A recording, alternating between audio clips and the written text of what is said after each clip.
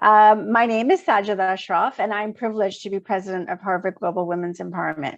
Harvard GlobalWE is a shared interest group, or SIG, of the Harvard Alumni Association. We are dedicated to the empowerment of women through education, dialogue, and connection among individuals working for women's rights and freedoms worldwide. We highlight and raise awareness about issues concerning women's empowerment worldwide, including but not limited to education, political rights, freedom from violence, women's health, and economic empowerment. Our board is as global as our interests, with representatives in the US, Asia, Africa, and the Middle East. Normally, even as a team, we come together and meet up at least once a year. But we haven't been able to do that since we last met up in February 2020, just before our world changed. It was during our 2020 retreat that we formalized the Connect concept to innovate one of our flagship events, the GlobalWE Expo. Then the Connect team, spearheaded by Barbara, developed the Fireside Chats. And today we are proud to have our second event in an exciting program series that features senior leaders of organizations serving women and girls from around the world. If this is your first GlobalWE event, welcome. For attendees who have joined us before, welcome back. We are very excited to have everyone here. We really value your engagement and support. Remember, we are a 501c3, so any donations will be tax-free. Donations can be made by clicking on the Donate tab on our website at harvardglobalwe.org, where you can donate using a credit card or find the information for how to donate by check. Before we begin, let's take a quick moment to take a screenshot. So please turn your cameras on if you are comfortable having your picture shared via our GlobalWE social media. If everyone's ready, we can take a screenshot. I will just unspotlight myself. All right. Barbara Leah, could you take a screenshot for us?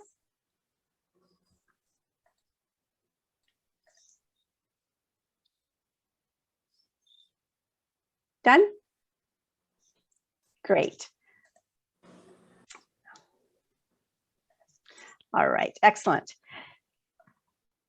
Kindly note that this event is being recorded to share on GlobalWE's social media channels. We ask that you either turn on the speaker spotlight feature or turn off your videos. And of course, we do request that everyone except for the speakers mute your microphones. As a team, we are so excited to have our second Fireside Chat, with much gratitude to the Connect team and the GlobalWE board for their support, and especially Barbara, our Connect chair, who spearheaded today, Kendall and her wonderful marketing team for all their support. Now it is my true pleasure to introduce GlobalWE Connect chair, Barbara Barano-Pashal, who will introduce our speaker and be our moderator. Barbara, the floor is yours. Please join me in welcoming Barbara. Thank you, Sajida. Hello, everyone. My name is Barbara Barano-Pashal, and I am Connect Chair of Harvard GlobalWE. I am so thrilled for you all to be here today and to share a little bit about Connect before I introduce our wonderful speaker. Connect is an initiative that, as Sajida mentioned, began a short time ago and connects members of the Harvard University community and friends with organizations leading the way globally for women's empowerment in the arts, social services, education, health, economic development, and entrepreneurship, among other areas. Today, we are thrilled to welcome Laurie Adams, Chief Executive Officer of Women for Women International, an organization that for 25 years has helped women survivors of war and conflict by providing them with a broad array of vital support and education. First, Ms. Adams will deliver remarks, followed by a moderated question and answer session by GlobalWE's founder and past president, Julie Gage Palmer. There will also be an opportunity for members of the audience to ask questions today. As a reminder, this event is being recorded, and we ask that you please turn off your videos and mute your microphones if you have not already done so.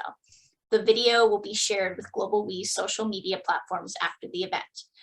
We hope you enjoyed today's discussion and really become a member of GlobalWE if you haven't already, or become a friend of GlobalWE.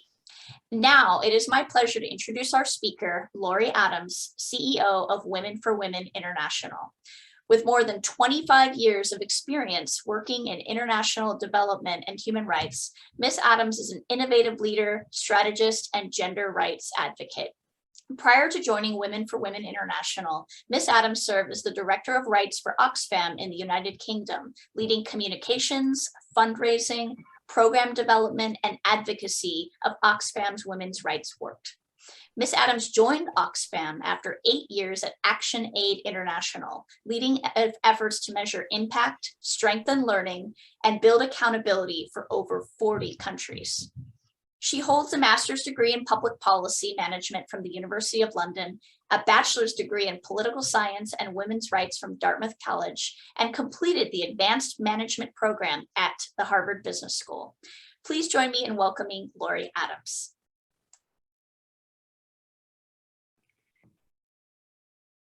Thank you so much, Barbara, for that introduction, and to all of you for joining. It's such a pleasure to be here. You know, in my when you're young, you perhaps choose the wrong school. I chose Dartmouth for the skiing. So I had the best ski team in 1988 when I was there. So I had to make up for it and go to Harvard A&P in 2011. But of the 177 people enrolled, a dozen were women. So it is absolutely wonderful to have this opportunity to connect to the powerful women who are part of this organization and who share that history with Harvard. Thank you. And now please proceed with your presentation, and I'm happy to share the video if that would make sense. Yeah, what I'd love to do, they say that a picture saves 1,000 words. So let's start with a video so you can get a bit of an image of our programming, and then I'll complement that with some words and then go back to a presentation with a few more images for you. For Women International, as was said in the introduction, has been around for over 25 years. We were founded actually during the Bosnian War by two incredible people, Zainab Salbi and Amjad Atala, who were in their early 20s and who, when they saw what was happening to Bosnian Muslims, were just compelled to do something. So I, at that time, was in the anti-apartheid movement and compelled to go to South Africa. But what they were compelled to do was figure out how to help, particularly Bosnian women whose lives were just being ravaged. And so they diverted their honeymoon, went to Sarajevo, saw what was happening, and decided to start raising cash. So it was really what we call a solidarity movement. Is it how can we help? Born out of a belief that if one woman anywhere is discriminated again and kept down, then we are all kept down, and that we are one part of one global humanity, and that we must absolutely support each other.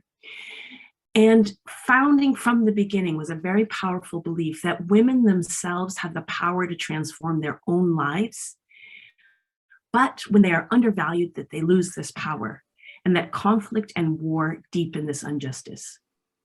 So our program is designed to help women rebuild their lives in communities, because we believe that peace and prosperity is built from the bottom up, and most powerfully from women.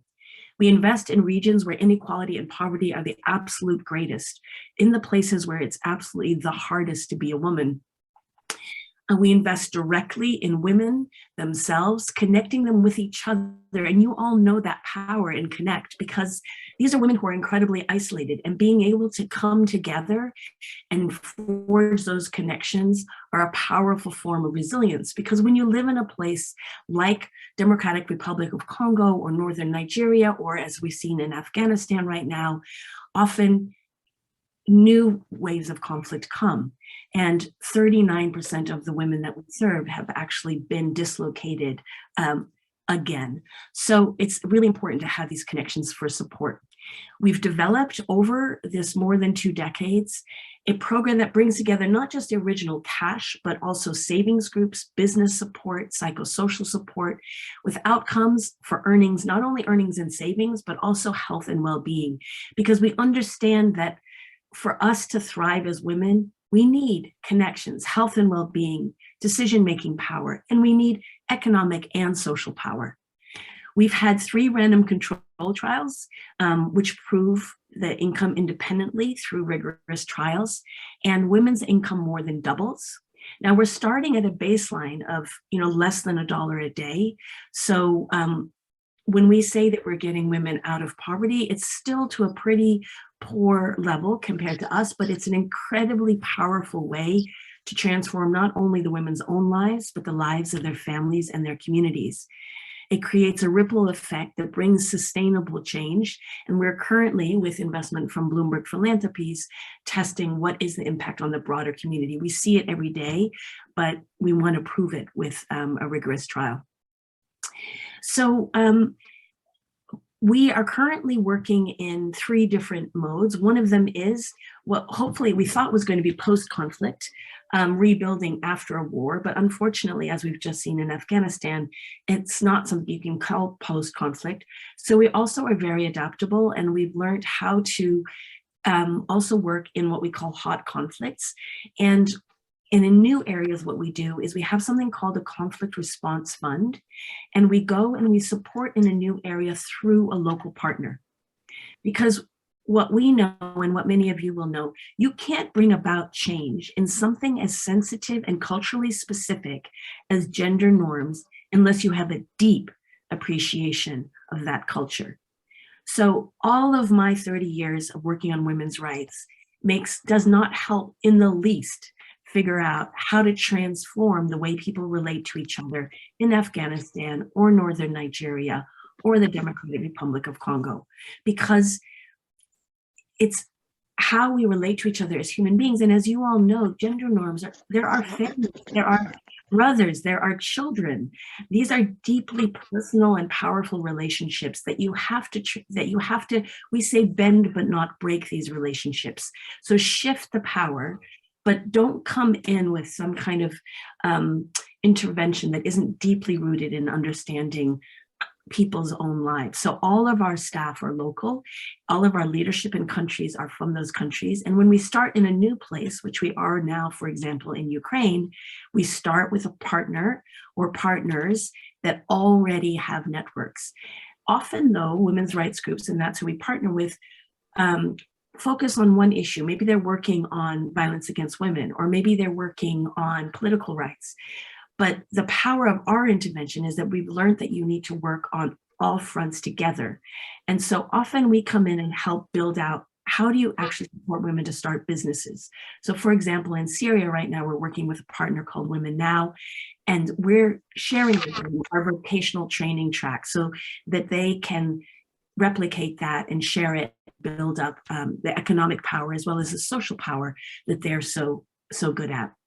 So I'm sure I want to take a little bit of time speaking about 2 areas that I think you'll be perhaps most interested in today, but then we can go on in the question and answer, talk about other programs. And first, of course, is Ukraine. And as I mentioned, we are just starting to build out our response there. This is a particularly important conflict for us because, as I said, we started in Bosnia. And so our director of our Bosnia organization, which is called Zena, which means Women for Women, Saida Sarek, she herself lived through the siege of Sarajevo. And you know, I was speaking to her in a chat like this that we put online, which you can find on our social media. This was before the invasion of Ukraine, and she was already saying the tensions in the regions were getting high, and she was very afraid of a restart of the war due to Serbia's ambitions for a greater Serbia, much like Putin's ambition for a greater Russia. And so when the invasion of Ukraine happened, Saida said, you know, we absolutely have to do something. And she and her team are actually in Poland this weekend, meeting up with groups to figure out what difference can we make. Because as we know, and you've seen, there are hundreds of millions of dollars and euros are being raised. But what we know from all the conflicts we've been part of is that humanitarian response doesn't reach some of the horrific specific problems that happen to women who are at risk of trafficking, who experience sexual violence, and that humanitarian response doesn't respond to those specific needs. So we call ourselves almost like a second wave responder. We're not providing housing and food, but we are providing the psychosocial support, the rebuilding after addressing the trauma women who have experienced specific discrimination experience. In the case of Ukraine, we're also concerned, and I'm sure you've seen some of the scenes of the racism confronting Nigerians and Ghanaians and Afghans who were studying there or who were refugees there and who were just not getting the same level of support.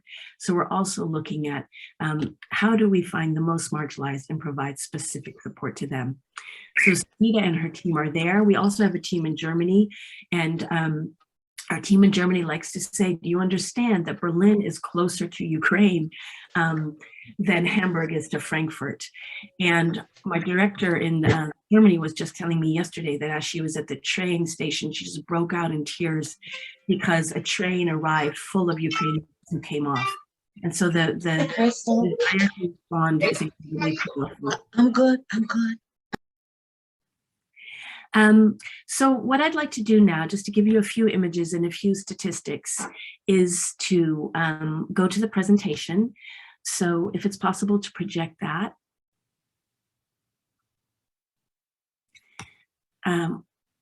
Fantastic, and maybe in presentation mode. Okay, so first of all, and you can read this yourselves, but basically our vision is that all women everywhere will reach their full potential. And I said before, we really believe that I here, and currently today I'm in LA, can't reach my full potential as long as any woman anywhere is being kept down. And I've seen that in my own life going anywhere. Any belief that it is okay to treat one class of human lesser than another makes it okay to have discrimination, and that comes back on us. So that's a really important part for us. But as I said, we work specifically on the skills, knowledge, and resources for the women who are the most marginalized in the world. We know, as I've said, that women are always disproportionately impacted, and you know this yourselves from your own lives.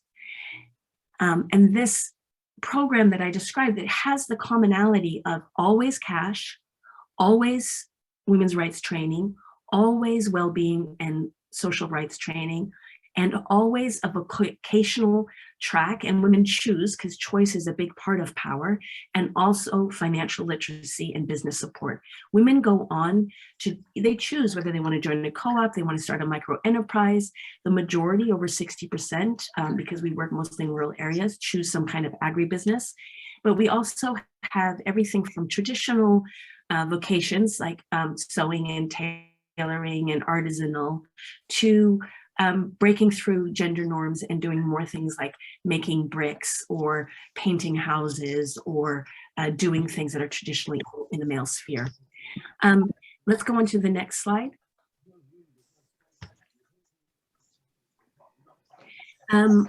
So this is some of the stats that I'm sure that you've heard and we're seeing now on our screens with Ukraine's, but these days hit civilians more than actual soldiers, with 10 civilians dying for every combatant, and the majority of those, the vast majority of those being women and children. It is horrific, but rape and sexual violence is a specific tactic of war. It's not just a byproduct. It is a way to tear communities apart, particularly if you're trying to conquer a nation and reduce people's resilience to resist. By raping women, you tear about families and communities. And it's happening in Ukraine right now. My brother, who lives here in Southern California and is in the financial sector, said that his boss just got a phone call that his former girlfriend, a model in Ukraine, had experienced this herself at the hands of Russian soldiers. So it's a horrific thing that happens that we don't often talk about, because still crazily rape is something that brings shame and discomfort, even though, and it brings it to the women themselves, even though this is obviously something not women brought on themselves, and the shame should be on those who are perpetrating it, not on the women. So we know that poverty and conflict causes poverty, and that the majority of those displaced and the majority of those getting poverty, increased poverty, are also women. And I want to say a minute here about Afghanistan. We just did a survey. We've been working in Afghanistan for many, many years, and we have over 128,000 women who've gone through our program in Afghanistan. Currently, we have 2,000 women in our program in Afghanistan. We managed to negotiate with the current government to continue our program since January. Before that, we were in touch with women via phones. We're currently distributing not only our normal program, but an additional $50 per woman and help get through the winter. We interviewed 80 of the women in our program, and there was 100% food insecurity. 100% of women said they were experiencing hunger, and 66% said more than once.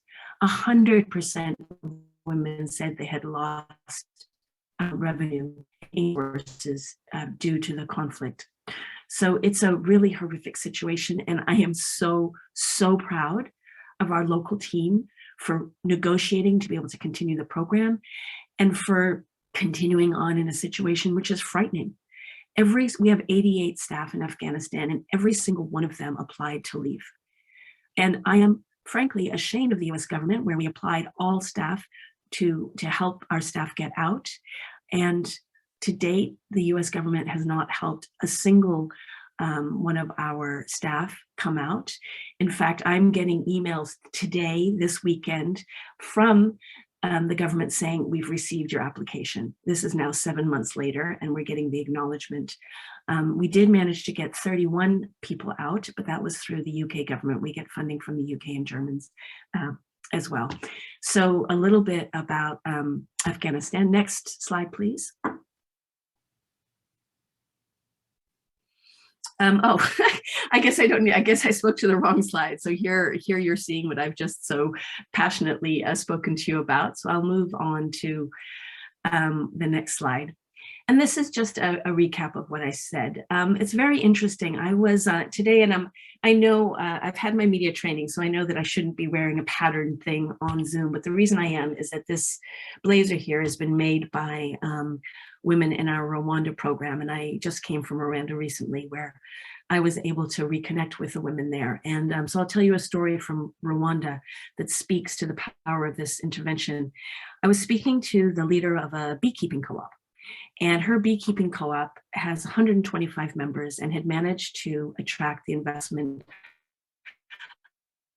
of the government. So it was just, a lot of equipment, a lot of women, a lot of income. And so I asked her, what are you proudest of? And I expected her to say, this growth and this investment. And instead she said, what I'm proudest of is that when a woman in our group comes to us for a problem, we can help her solve it. And that speaks to the power of sisterhood. I've also had women in Rwanda say that, and I've seen them literally reach into their bras and pull out a letter and say, what matters most to me at the beginning was when I was down and broken, somebody believed in me. And the fact that a sister in the United States cares enough about me to invest in me and to write letters to me, because we have a letter exchange as part of our sisterhood program, she says, that makes me feel seen, and that makes me believe in myself.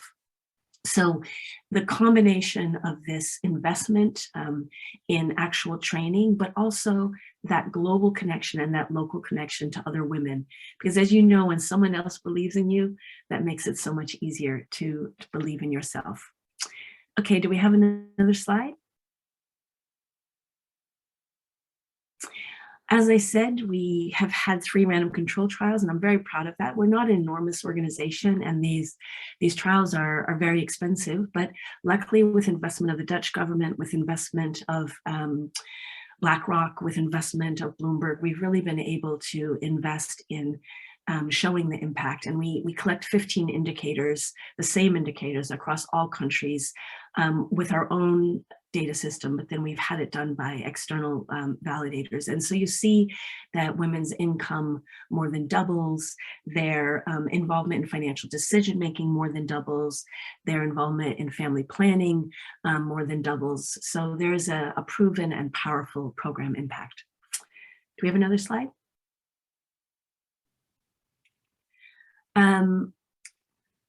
South Sudan is a place that we actually don't hear very much about, but it's a place, another place, I've been to every of the countries we work in, but it's a place that is close to my heart, because the level of poverty and marginalization that women are experiencing in South Sudan is really quite horrific. And so and the powerful is there, the power of our program is that much more impactful, can make an absolutely incredible difference in women's lives in South Sudan. So just a shout out to the work that we're doing in South Sudan, as well as Afghanistan. And in Nigeria, you know that Nigeria is a powerful and wealthy country, but where we work is in the north of Nigeria, and the northern part of Nigeria is, and I was shocked when I went from Abuja to northern Nigeria and saw the difference. Northern Nigeria is the way southern Sudan is. And, you know, there's this lack of infrastructure, the lack of investment, and that's both because of, you know, the own politics in Nigeria, but it's also because of the conflict, a historic conflict between herders and pastoralists, so conflict over land. But that's then been utilized for what people experience as a Muslim-Christian conflict that is actually rooted in that fight over land. So you've heard about Boko Haram, you've heard about girls being kidnapped. So that's the conflict in Nigeria, and that's where we're working. That's why we're working there, bringing women together across ethnic, religious, and livelihoods divides in order to help build peace and to rebuild their livelihoods. And 39% of the women we work with in Nigeria have been displaced. Congo is another place that is very close to my heart. I've worked in Congo for 3 different organizations. And, you know, Congo is a place that just feels to me has never had a chance. You know, 500 years of slavery, people being extracted to be taken primarily to the United States. Then, you know, the private colony of King Leopold, then the only democratic leader murdered, including with the help of intelligence services of, you know, my own government. And so what kind of chance did women in Congo ever have, since they've never had any chance of a democratic government? And there's so many resources in Congo that there's just so many different actors fighting over the resources in Congo. And yet women manage to support their families, build their lives in an incredibly difficult context. So that's a little bit about DRC. Is there a final slide? Okay, I think over to questions. And thank you for the opportunity to share our work. Thank you so much, Laurie, for that excellent presentation and for your patience with our technological difficulties. We will be sharing that link via email so that participants can watch it later on. Now, I am pleased to introduce our founder and past president, Julie Gage Palmer, who will be moderating the question and answer session with Laurie and audience questions. So now over to Julie. Thank you so much, Barbara. I think the host needs to release my video. I'm unable to release it. There we go. Thank you. And thank you, Laurie, for that really powerful presentation. I was particularly struck by the trials that show how effective, how really tremendously effective your work is. And one thing I thought might be helpful for our audience is to dig into the details a little bit. You know, we can see that you make a huge impact. Maybe you could tell us a little bit about the day-to-day specific work that your team conducts with Ukrainian refugees, or in the DRC, or in Rwanda, whatever you think would be most fruitful to describe. Thank you. Yeah, I would love to do that. So so as I said, one important part, in order to shift gender norms, which ultimately have to change in order for women to claim their power, you really have to be quite locally specific. So we have developed this program that includes, as I said, this range of interventions. But the first thing that happens is that we find local staff, and by local, I mean local. I mean, the differences in a place like Nigeria are vast. So local staff who really appreciate it, and they work to adapt the curriculum. We have 18 months of curriculum, and we deliver 1 year depending on the specific issue. So for example, HIV and AIDS was a very important thing to work on in Nigeria, but it wasn't relevant in Afghanistan. the kinds of the belief that a woman should be beaten and the belief that that is in the Quran, which it is not, is something that you have to talk about in Afghanistan, but not something that you have to talk about in Rwanda. And so even the teaching material around rights is adapted. But the local staff go out and they go into a community that has been identified with the government as one of the poorest communities. And then they go through a participatory process with the community to find the women who are most marginalized. And then women are invited to join, but because we know that things given away free are not always as valued. We don't make women pay, but we make women write a participant plan and sign a contract that she will show up every single week. And so there's a sort of, you have to be serious about enrolling, and we have a 96% graduation rate as a result. And that is phenomenal when you understand what these women are going through on a day-to-day basis. And I'll do a little detour just to tell a story. I was in the Congo a couple of years ago, and I was in, so women they join classes and they go through, I'll say this part first, they go through a year of classes, 6 months of social power issues, and another 6 months of vocational training and economic literacy and business training. But they also join a savings and lendings groups, and they join together and they save and lend, and they set their own rules for who gets to participate, because they're pooling their money. We don't give them money for that. They're pooling their money. It's actually been proven through random control trials that microcredit, which is given by someone else, is not as effective for ultra poor women as savings and lendings groups, where they're pooling their money and they're making the rules about who gets to take it, and they decide whether they're going to give you a loan. So anyways, I was in this Village Savings and Loans Association group. And one of the rules was that you can't miss 3 meetings. And the women were debating, and they said, and I unfortunately can't remember the woman's name, but they said, she's missed 3 meetings. Should we let her still come? And they debated with utmost seriousness that this woman had been pregnant with twins, and she had lost both the twins in birth. And she was now here a couple weeks later, back at the savings group, just a few weeks after losing her twins in childbirth.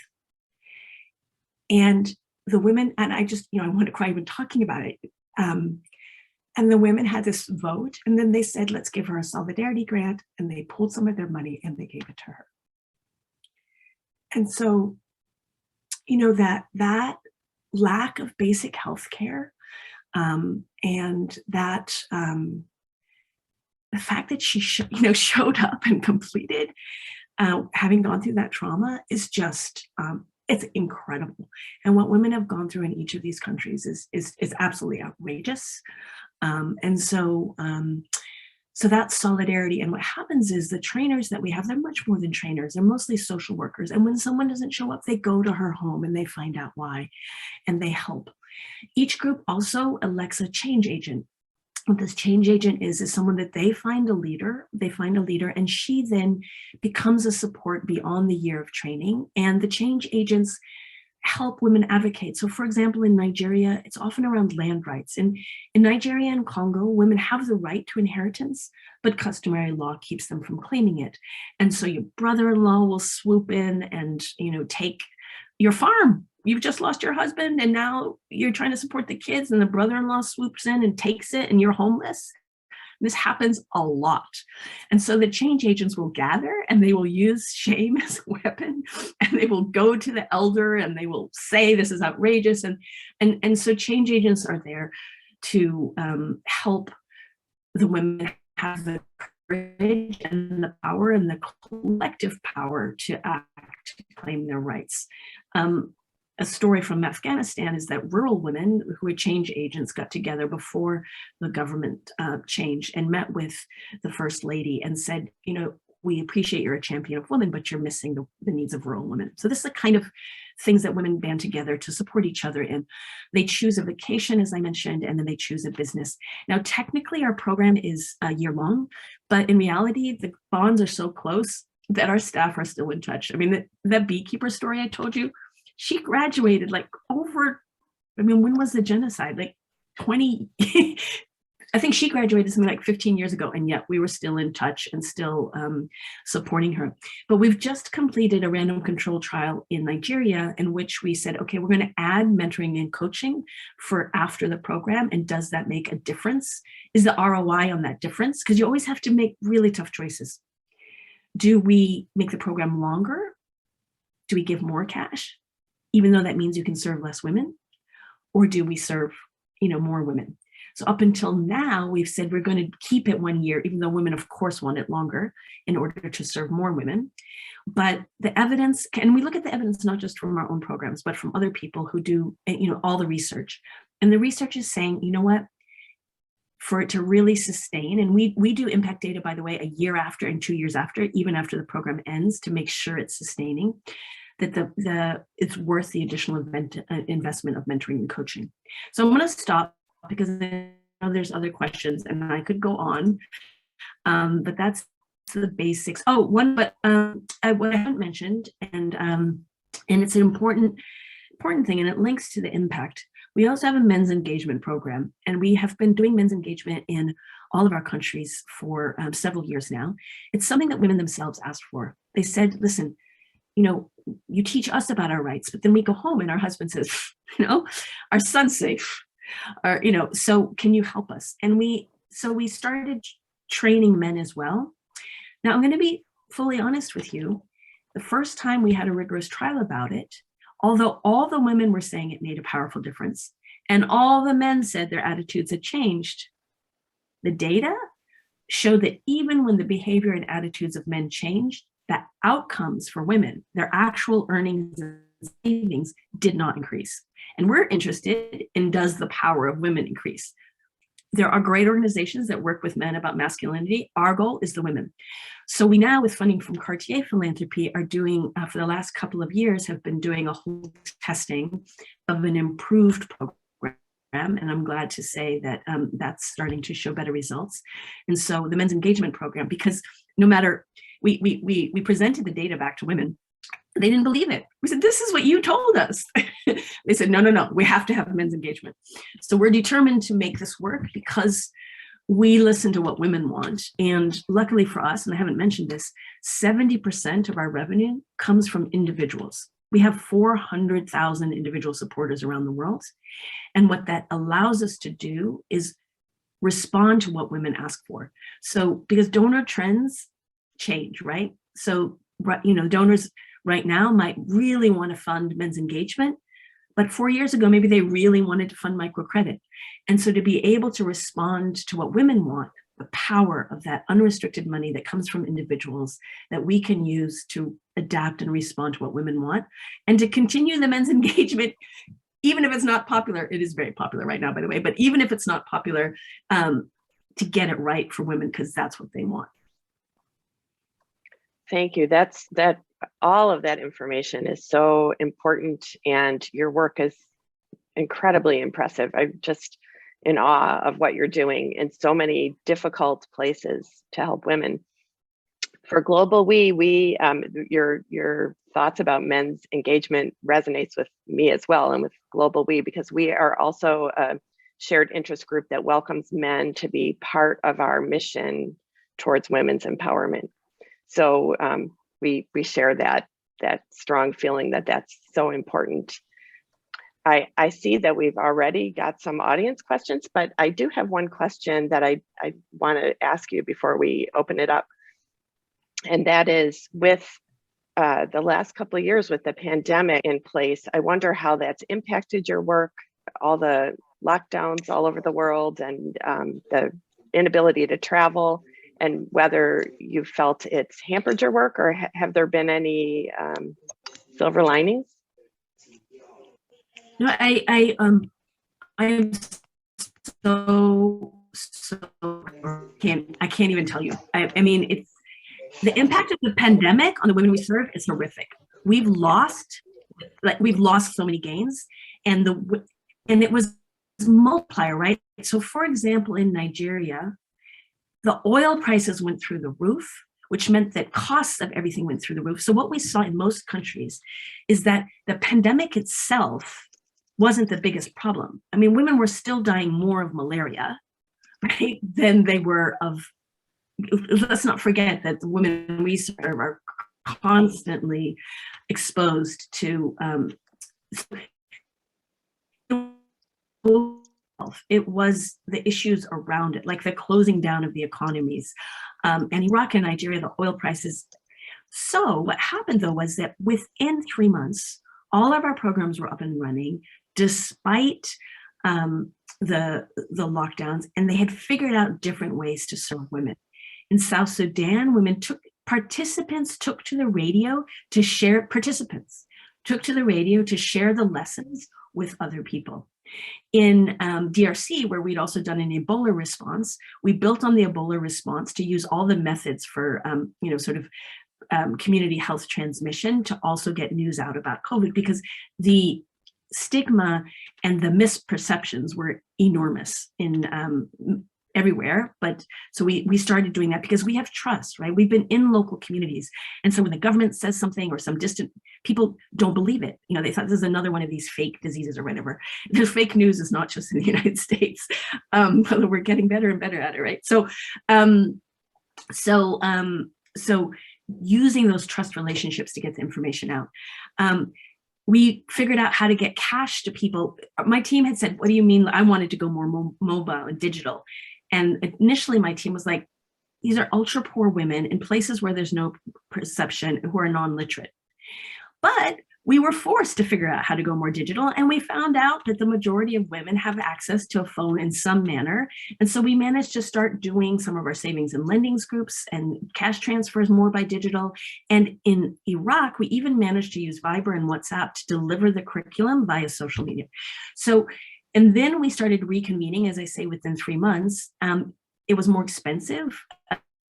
Because we had women at a distance, we reduced the class size. Our trainers could no longer go out in the same vehicles, but we persevered. And the women themselves were phenomenal. In Nigeria, there's another story that just makes you go, wow, where women who got our stipend decided to use it to buy food packages for other women who weren't getting support.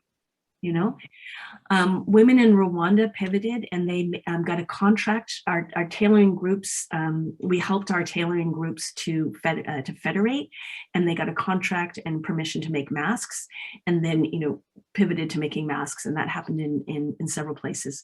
So. And I don't think we really have time, but the other interesting thing that you as, I'm sure many of you are businesswomen will be interested in, or organizational development, is the pivots we were able to make as an organization. So I've worked globally my whole life. I was born in Korea, raised in Germany and Italy. I've lived in South Africa for a couple of decades, and Kenya and Senegal, so I was kind of like, why is this organization working in Afghanistan got all these staff in the United States? It just doesn't make logistical sense. And why is our global board, 25 people on it, amazing women, but how's it global if 20 of them are white Americans? And the reason was, we have a fantastic fundraising board. Our board has raised millions of dollars for us every year, but they felt they had to meet in person. So yes, we had a Jordanian and a Palestinian that was in the United States, but we didn't have anyone not living in the United States. We had to take our board meetings virtual, and they worked. So we have now just agreed a governance transformation in which we are shifting to, we're rebranding as an international board, just to be clear about the difference. And 10 of our new board members will be from the countries and regions we serve. Excellent. And the other 10 will be from the countries in which we raise money. So that COVID, with all its horrors, enabled an organizational transformation, which I think is essential, because until we have more Africans, more Asians, more people from the Middle East directing our strategy, we're not going to get it right. That's great. That's very interesting and impactful, and thank you for sharing that. I see we have a couple of questions in the chat, and I want to give people a chance to ask them themselves. So Dana, can you start? And then I'll ask Lorena after that. I think, yep. Hi. Can you hear Welcome. me? Yes. Great. Thank you. Thank you very much. Thank you, Laurie, for your presentation, and to WE for hosting this. I am, my name is Dana Tilson, and I'm a graduate of the School of Public Health from '97. And I've only just now become aware of this group, so I'm delighted to become a part of it. It's really fantastic work that to hear about everything Women for Women, what you're doing, Laurie. I'm so impressed.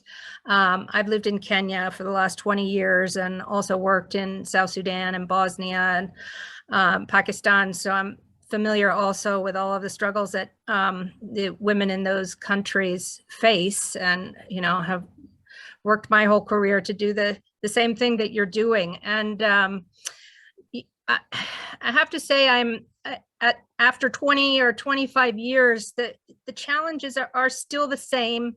I work mostly in the public health field, but the issues for women around all the barriers they face to equality and equity and justice are just, ever present and never going away. And so I guess my question to you is, based on your experience and with Women for Women, how are you thinking about how do we scale this up? I mean, your programming is fantastic. It's really great that you're doing RCTs, and that's what speaks to donors in terms of putting resources behind these sort of approaches.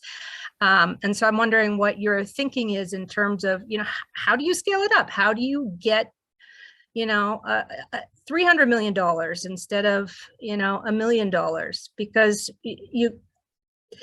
we can have an impact if we can scale this sort of thing up.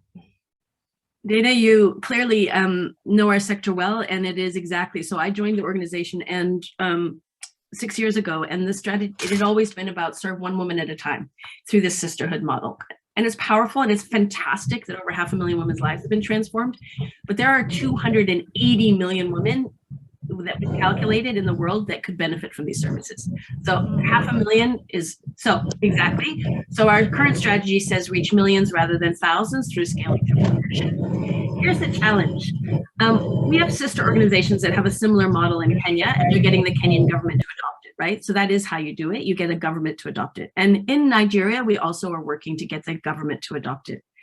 In humanitarian sectors, the government is not a service provider, as you know, right? And so how do you scale? So our current strategy says precisely, how do we get others to adopt our model?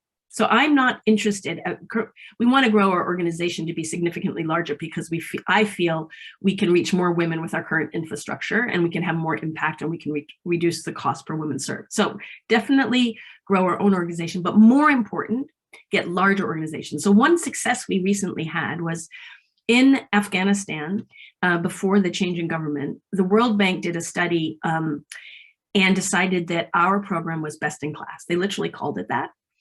And the World Bank told its partners to adopt our curriculum.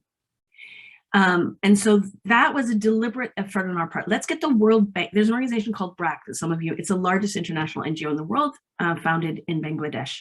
BRAC has a model that is correct like ours in that it's holistic and it supports women. But from my analysis, they don't have the same emphasis on women's power. So they look at incomes and savings, but not whether women get to decide what to do with it, right? And so if we can convince BRAC to add the part about women's own decision-making power, we can reach millions more women with more power. So how do we, so exactly. So that's what we're doing. It's what our current strategy is. We've had some success with the World Bank. We've had some success with some governments. And also working with bigger international NGOs. COVID really put a spanner in the works on that particular strategy because everybody was just, how do we adapt to COVID rather than scaling? But the reason I was in Dubai actually was Cartier, which is an excellent philanthropy.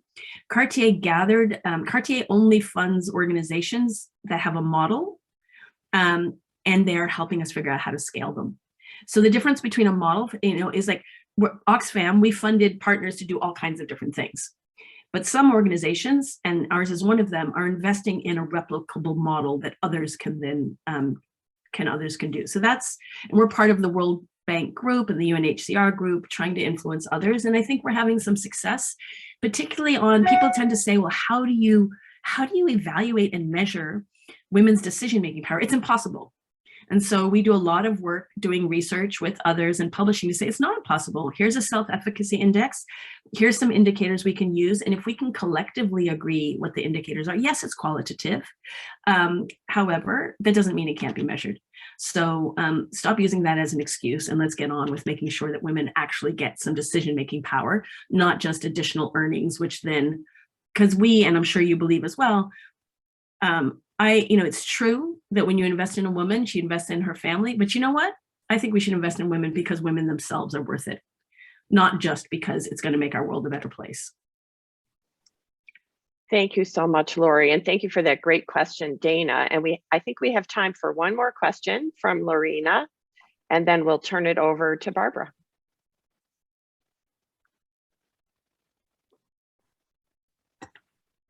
Lorena, do you want to turn on your microphone and ask the question yourself, or I can find it in the chat here and read it?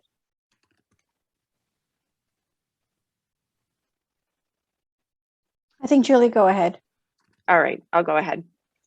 So Lorena says she's from World Made Flesh, Bolivia, and she thanks Laurie for your vulnerability and shares her feeling that the work does not get easier. She would like to ask how Women for Women International takes care of the field staff from their own trauma. It's a great question. It's such a great question. As you can imagine, when the Taliban took Kabul, that was front of mind. And I'm going to tell you a little bit of a story. It was interesting because the first thing we did was make sure that we found therapists, actually, that could speak in our staff's languages. And there is actually an organization that does that. We provide all of our staff with access to their own psychosocial support. And we had sessions throughout COVID. We did things, for example, like we had sessions throughout COVID with health and well-being. We actually just published a health and well-being manual, actually. But as an interesting thing, the staff in Afghanistan didn't want that kind of support. That's not this kind of support they wanted, even in their own languages. And so we try to listen to staff and figure out how to support. And in that instance, what they wanted most was they wanted support to try to leave. And what we found was the vast majority of them have stayed. So we still have over 80 staff. And they've had to get used to staying and working. And we've hired some more staff. But the very fact that we applied and that we made efforts, and that, I mean, our staff in the rest of the world were working 24/7, because it's not in your job description, because the process of applying for the P2 visa is ridiculous. And so, one of the qualities of working for an organization that is this dedicated to a specific mission, and I've worked in places that have broader missions, is the level of collaboration and care that staff give each other is enormous. I mean, it's actually problematic from a business management point of view. Everyone's chipping in to help each other. Like, please stay a little bit focused here. But it's one of the things that we most love about working for Women is that incredible care that we give each other. So it's a great question. It's incredibly important. The answer is not always what you think it would be. I remember a South African friend of mine said, we were doing participatory methods, and she said, you white people with your witchcraft. I know this witchcraft. You're trying to get private thoughts out of my head, and I refuse to tell them to you. And I remember a Rwandan saying, our form of therapy is to dance. It's not to sit and have a one-on-one conversation. And so, and dancing and music and being together, these are all forms of supporting each other as women. And I learned so much from the women we work with and our staff about what are those different ways. I'm more of a materialist, I guess one would say. And so when I started at Women for Women, I said, why are we constantly talking about hope? You can't eat hope. Like, I just don't believe that hope is the most important thing we do. And within 2 years, I knew I was wrong, because it's hope that keeps you going. And it's literally what gives you the resilience to get up and do those material things. And so helping ourselves keep hope And to Dana's question, knowing that even 20 to 30 years later, when you've been trying everything to get governments to make the right decisions and they still don't, it is only hope that is going to keep us going. And we have seen tangible gains in the decades that we've been doing this, and that's because we keep supporting each other, we keep striving, and we have that hope, which translates into tangible change. And we need that right now with what's happening in Ukraine, what's happening in Afghanistan. And, the same things are happening in South Sudan. We're just not seeing it on our TV screens. And so this opportunity to share with you, to know that all of you are interested, on a Saturday morning or Saturday evening, wherever you are in the world, you're giving up your day to make this connection. That's what's going to, that's what's going to helps my mental health. And that's going to be what helps us reach this world where we can all fulfill our full potential. Beautifully, beautifully said. Thank you so much, Laurie. I'll now turn over the mic to Barbara for some concluding remarks, but I want to thank you again for this wonderful conversation and for sharing your inspiring work with all of us. Thank you so much to you, really, really. Thank you. Thank you so much, Julie, and everyone for joining us today for a fascinating discussion with an amazing leader. We are grateful to Laurie Adams and Women for Women International for participating in GlobalWE Connect's second Fireside Chat. And the first one featured Breck. So it's a nice segue to talk about Women for Women International today and your leadership. I'd also like to thank Sajida Shroff, our president, for the opening remarks, and to Julie Gage Palmer for moderating today's discussion with Laurie. As always, we greatly appreciate our GlobalWE board and Connect team for making this event possible. We're excited to announce that our second virtual and fifth annual Women's Empowerment Expo is coming up on April 23rd and April 30th. So mark your calendars for that. We'll be sending an email soon with more information. We have over 20 organizations participating this year in the areas of education and healthy communities. And if you haven't joined GlobalWE already, please join us by visiting our website at harvardglobalwe.org. And if you want to volunteer or join and help organize events like this, please email me at connect@harvardglobalwe.org. So thank you everyone for joining us today. Have a wonderful day and be well. Thank you. Thank you very much.